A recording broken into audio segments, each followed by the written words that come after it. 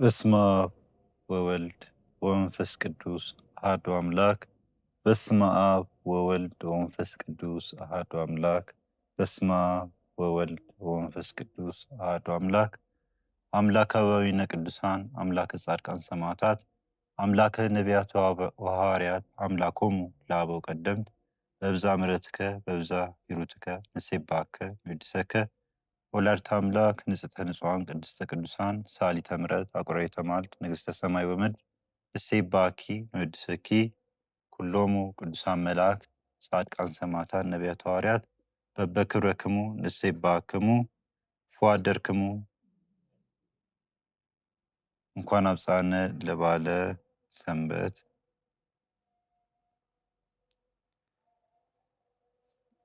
ዛሬ እግዚአብሔር በወደደ በፈቀደ እንድንማማርበት የተመረጠው ርዕስ ቢኖር መዝሙር 113 ቁጥር 24 ላይ ያለውን ኃይለ ቃል ነው። ይህች ዕለት እግዚአብሔር የሰራት ቀን ናት፣ ሐሴትን እናድርግ በእርሷም ደስ ይበለን ይላል።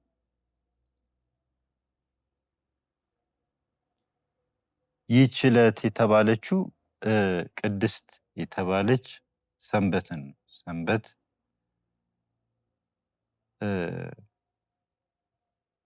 ሰንበትን ለመግለጽ ነው። በመዝሙር ዳዊት 113 ቁጥር 24 ላይ የምናገኘው ኃይለ ቃል የምናገኘው ማለት ነው።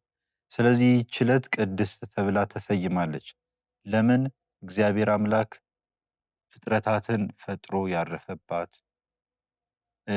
ከትእዛዛቱ ከ10ቱ ትእዛዛት አንዱም ሆና ሰንበትን ትቀድሳት ዘንድ አስብ ተብሎ የተባለው ማለት ነው። ይህ የዐቢይ ጾም ሁለተኛ ሳምንት ቅድስት ብለን ስናስበው በሁለት ነገር ነው። አንድ የባህሪ አምላክ የሆነው ልዑል እግዚአብሔር የባህሪ የሆነውን ቅድስናውን በማሰብ ነው። እግዚአብሔር አምላክ ቀድሱኝ የማይል ቅዱስ፣ ባርኩኝ የማይል ብሩክ አምላክ ስለሆነ ማለት ነው። ስለዚህ የእግዚአብሔርን አምላክ ቅድስና እና የሰንበትን ቅድስና እናስብበታለን ማለት ነው። ለዛም ነው ሊቁ ቅዱስ ያሬድ ሁለተኛውን ሰንበታት ሳምንት ቅድስት ብሎ የሰየመው ማለት ነው። ሰንበትን የሰው ልጅ ሲቀድሳት ወይም ደግሞ ሲያስባት ሁለት ነገሮችን ያገኝበታል። ያም ሰንበትን ሲያከብር ያቺ ሰንበት ደግሞ መልሳ ታከብረዋለች። ያቺ ሰንበት በቅድስናዋ መልሳ ምን ትለዋለች? ትቀድሰዋለች ማለት ነው። ስለዚህ እኛ ሰንበትን ከዓለማዊ ከድካም ስራ ሁሉ አርፈንባት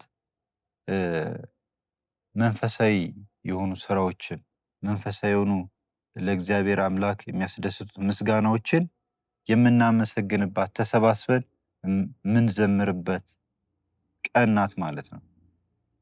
እንደዚህ ተሰባስበን ቃል እግዚአብሔርን የምንማማርባት ዕለት ናት ማለት ነው። በጎ ምግባራትን የምናከናውንበት ቀን ናት ማለት ነው። ስለዚህ ይህንን ሁሉ እንድናስብባት ነው እግዚአብሔር አምላክ ይቺ ሰንበትን ቀን ለሰው ልጅ የሰጠው ማለት ነው። ሌላው እግዚአብሔር አምላክ ይህን ዐቢይ ጾም ራሱ የጾመባት 40 መዓልት 40 ሌሊት የጾመባት ነው። ስለዚህ ይህችን ቅድስት የተባለበትን ምክንያት ለዛ ነው። እግዚአብሔር ቅድስናው የተለየ የከበረ ሌላውንም የሚያነሳ የሚባርክ ለሰው ልጅም ኃጢአትን የሚያስተሰርይ ነው እግዚአብሔር አምላክ ቅድስና። እግዚአብሔር አምላክ በአንደኛ ጴጥሮስ መልእክት ምዕራፍ 1 ከቁጥር 15 ጀምሮ እንዲህ ይላል፣ እኔ እግዚአብሔር አምላካችሁ ቅዱስ ነኝና እናንተም ቅዱሳን ሁኑ ብሎ የሰውን ልጅ እንደጠራ ሁሉ እኛም በዛ ቅድስና ውስጥ እንድንኖር ነው ሁላችንም ምን ያለ እየጠራን ማለት ነው። ስለዚህ እሱ ቅዱስ ሆኖ የሰውን ልጅ ለቅድስና ጠርቶታል ማለት ነው። እግዚአብሔር አምላክ የሰው ልጅ ሲፈጥረው እግዚአብሔር አምላክ በመልካችን እንደ አምሳላችን የሰው ልጅ እንፍጠር ነው ያለው። የሰው ልጅ የእግዚአብሔርን አምላክ መልክ አምሳል ይዟል። ሰው ልጅ እግዚአብሔርን አምላክ በአካል ፊት ለፊት ባያየው፣ ነገር ግን በቃሉ ባስቀመጠው መሰረት እግዚአብሔር ማንን ይመስላል ስንል እኛን የሰው ልጆች ይመስላል። ስለዚህ የሰው ልጅ እኛ ሌላውን አይተን እግዚአብሔርን አምላክ ምን እንደሚመስል ማወቅ እንችላለን ማለት ነው። ስለዚህ የሰው ልጅ በቅድስና በክብርም ከፍ አድርጎ ነው የፈጠረው ማለት ነው።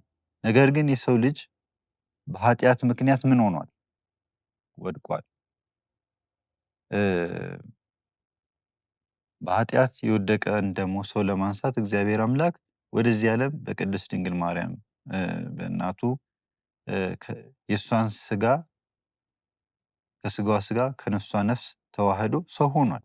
ስለዚህ ያን ሚስጥር ነው ያየንበት ማለት ነው። ስለዚህ እግዚአብሔር አምላክ ለሰው ልጅ ሲል ከሰማያ ሰማያት ወርዶ በቅድስት ድንግል ማርያም ተወልዶ ሰው ሆኗል። ሰው ሆኖ 40 መዓልት 40 ሌሊት ጾሟል። 40 መዓልት 40 ሌሊት ሲጾም ጌታችን አምላካችን ልክ እንደ ሙሴ እንደ ኤልያስ የሚያገኘው ነገር ኖሮ አይደለም። እነሱም ሙሴ 40 መዓልት 40 ሌሊት ቢጾም ጽላተ ሙሴን ለማግኘት ነው። ኤልያስም ቢሆን ጸሎቱ እንዲሰምርለት ነው የጸለየው ማለት ነው። ነገር ግን እግዚአብሔር አምላክ 40 መዓልት 40 ሌሊት ሲጾም ለእኛ ለሰው ልጆች አንድ አርአያ ለመሆን ነው። ለሰው ልጅ ከባድ የሆኑ 3 አርእስተ ኃጣውእ እንዴት ድል እንደሚነሱ በጾም ለእኛ ለሰው ልጆች ትምህርትም ሊሆነን ነው። እኛም የእሱን አርአያ ተከትለን እንድንጾም ነው ያንን ጾም ጾሞ ያሳየን ማለት ነው። ስለዚህ እኛ ጾምን ስናስብ ያን ቅድስና ወደ እኛ እንዲመጣ ወይም ደግሞ እኛ በዛ ህይወት ውስጥ እንድንኖር ያን የቅድስና እግዚአብሔር አምላክ እኔ ቅዱስ ነኝ እናንተም ቅዱሳን ሁኑ ያለበት እዛ መስመር ውስጥ እንገባ 4 መሰረታዊ ነገሮች በዚህ በጾም ወራት ውስጥ ማድረግ አለብን። ያ ምንድነው? የሰው ልጅ ጾም ራሱ ጾም ነው መጾም ያለበት። ጾምን ይጾማል። ጾም ሲያደርግ ደግሞ አብሮ ምጽዋትን መለገስ አለበት።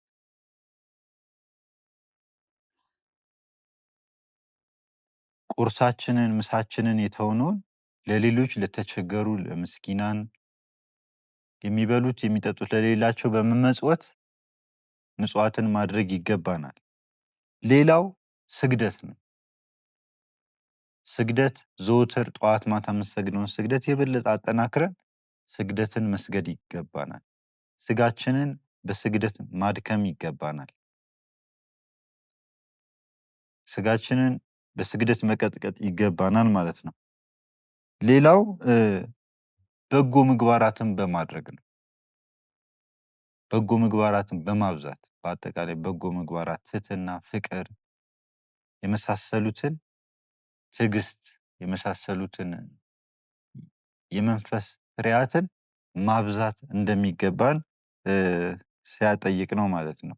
ስለዚህ እኛ ይህን ካደረግን የተጠራንበት የቅድስና ገንዘብ ማድረግ እንችላለን ማለት ነው። ቅድስናን ለእኛ ለራሳችን ገንዘብ ማድረግ እንችላለን። ለተጠራንበት ዓላማ እግዚአብሔር አምላክ እኛን ለጠራን ዓላማ መሰለፍ እንችላለን ማለት ነው። ሌላው በመዝሙረ ዳዊት ምዕራፍ 96 ቁጥር 5 ላይ ምን ይላል? እግዚአብሔር ሰማያትን ሰራ፣ ምስጋና ውበት በፊቱ፣ ቅዱስነት ግርማ በመቅደሱ ውስጥ ናቸው ይላል። እግዚአብሔር ሰማያትን ሰራ፣ ምስጋና ውበት በፊቱ፣ ቅዱስነትና ግርማ በመቅደሱ ውስጥ ናቸው ይላል። ስለዚህ እኛም ዘወትር በመቅደሱ ተሰባስበን መጸለይ እንደሚገባን በተለይ በዕለተ ሰንበት ወደ ቤተክርስቲያን መሄድ እንዳለብን እግዚአብሔር አምላክ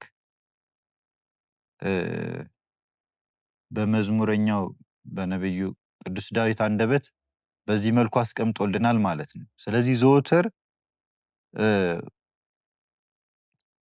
በቅድስት በሰንበተ ክርስቲያን ቅድስት ወደ ቤተክርስቲያን መሄድ እንደሚገባን ሲያሳየን ነው ማለት ነው። ስለዚህ ሌላው ጾማችን እንዴት መጾም እንደሚገባን በማቴዎስ ብስራት ምዕራፍ 6 ቁጥር 16 ጀምሮ እስከ መጨረሻ ያለውን እናየዋለን።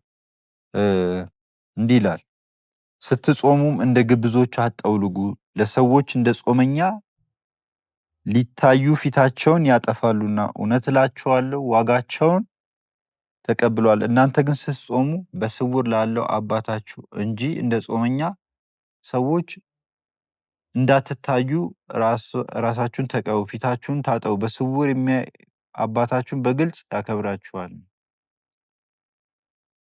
ስለዚህ ያ ነው። ሌላው ብልና ዝገት በሚያጠፉት ሌቦች ቆፍረው በሚሰርቁት ዘንድ ለእናንተ በምድር ላይ መዝገብ አትሰብስቡ፣ ነገር ግን ብልም ዝገትም በማያጠፉት ሌቦችን ቆፍረው በማያገኙት እናንተ በሰማይ መዝገብ ሰብስቡ። መዝገባችሁ ባለበት ልባችሁ ደግሞ በዚያ ይሆናልና።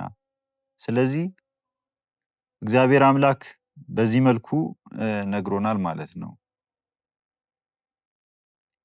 እኛ የምንጾመው ጾም፣ የምንሰግደው ስግደት፣ የምንመጸውተው ምጽዋት ለሰዎች እንዲታይ ለታይታ ከሆነ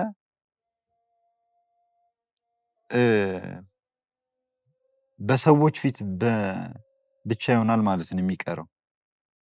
እነዛ ሰዎች ዋጋቸውን በምድር ተቀብለዋልና እንደተባለው ማለት ነው። ያ ነው። ስትጾሙ እንደ ግብዞች አትሁኑ የተባለው ለዛ ነው። በምዕራፍ 16 ላይ ምዕራፍ 6 ቁጥር 16 ላይ እንዳየነው ስትጾሙ ለሰዎች ፊት እንዲታይ ከሆነ ጾማቸውን ምን ብላችኋል? በሰዎች ፊት ተቀብላችኋል። በቃ እዛ ሰዎች አረ ይሄ እኮ ጿሚ ነው፣ ይሄ የሚጸልይ ነው፣ የሚሰግድ ነው ካሉ ዋጋችሁ ምን ብላችኋል? እዛው ተቀብላችኋል ነው። አለቀ። ስለዚህ ከእግዚአብሔር አምላክ የምናገኘው የለም ማለት ነው። በሰዎች ፊት በቃ በአድናቆት ወይ በከንቱ ውዳሴ ምን ብለነዋል? የጾምነውን ጾም ተቀብለነዋል ማለት ነው። ነገር ግን እግዚአብሔር አምላክ እንዳዘዘን ጾመን ፊታችንን ታጥበን ፊታችን እንዳይገረጣ ቅባት ተቀብተን የምንኖር ከሆነ ግን በስውር ያለው አባታችን በግልጽ ይከፍለናል ማለት ነው። ይሄ ነው የተቀመጠው መልእክት ማለት ነው። ነገር ግን ግብዞች የተባሉ እነዛ ፈሪሳውያን ግን ሲጾሙ ምን ያደርጉ ነበር? እንደውም ፊታቸው ጠውልጎ እንዲታይ ወይ ደግሞ ሌላ ነገር ሆኖ እንዲታይ ምን ያደርጉ ነበር? ፊት የሚያገረጣ ነገር ይቀቡት ነበር ማለት ነው። ጭራሹን ለሰው በቃ የጠወለጉን መስለው እንዲታዩ ያደርጉ ነበር። ያ ለሰው ለታይታ የሚሆን ነገር ነው። ያ ደግሞ ለመንፈሳዊት ምን የለውም?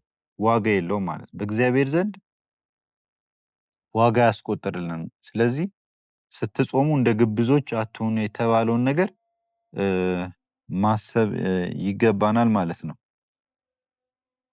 ስለዚህ ይሄንን ከግምት ውስጥ ማስገባት አለብን። ስንጾም ጾምን ሁልጊዜ ምን አለው? ጾም ስግደት አለው። ያን ስግደት ይዘን ደግሞ ምጽዋትን ማድረግ ይገባናል ማለት ነው። ሌላው በጎ ምግባራት የተባሉትን ትዕግስት፣ ርህራሄ፣ ፍቅርን አንዳችን ለአንዳችን ምን ማለት አለብን? ማሳየት አለብን ማለት ነው። ስለዚህ በዚህ መልኩ እንድንጾመው እግዚአብሔር አምላክ ምን ብሎናል? አዞናል ማለት ነው። ጾሙን በዚህ መልኩ ወጥነን መፈጸም እንደሚገባን እግዚአብሔር አምላክ ለሁላችን አዞናል። ስለዚህ እኛም ይህን ጾም በዚህ ትጋት ጀምረን በሰላም እንድንፈጽም እግዚአብሔር አምላክ ለሁላችን ይርዳን። ወስብሐት ለእግዚአብሔር ወለወላዲቱ ድንግል ወለመስቀሉ ክቡር። ይቆያል።